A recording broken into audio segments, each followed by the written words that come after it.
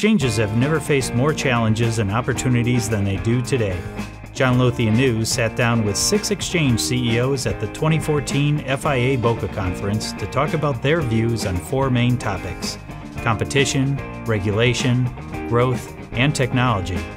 Here's what Jeff Sprecher, CEO of the Intercontinental Exchange Group, had to say about each. Today there is intense competition around the world. It's interesting to me that regulators are trying to introduce more global competition, when in reality, for those of us that are in the business, we realize that competition has never been more fierce and more global, and that frankly we all are looking at the same opportunity set and trying to figure out how to use our current positioning to go after it. So I think from a customer standpoint, you're seeing a lot of innovation and competition like there has never been before.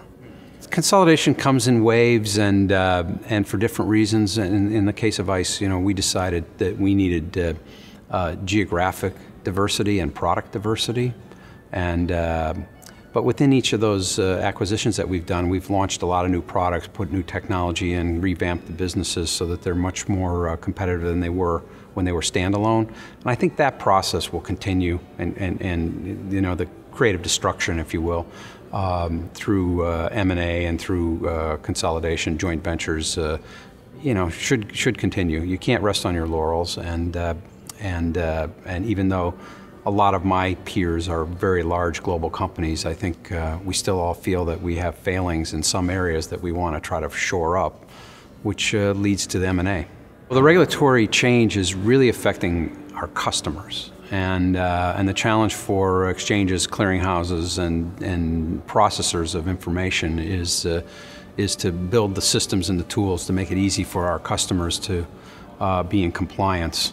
And although there's a G20 commitment to have regulation be somewhat homogeneous across the world, the reality is it's being introduced in its own way at each location, and right now there are differences, and so you see people trying to figure out how they should organize and where they should domicile and how to comply, but in doing so, essentially how to regionalize. So what you've seen my company do is to set up infrastructure in regions that meet the needs of local customers, because they're having to deal with the immediacy of the impact of these regulations.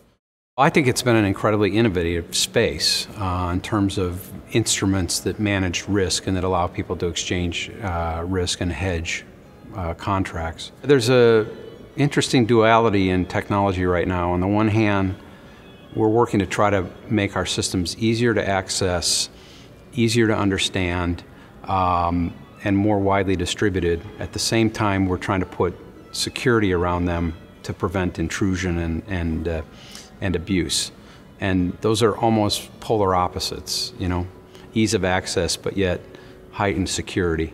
And the whole industry is going through this. And I think actually it's going to be increasingly important in our industry.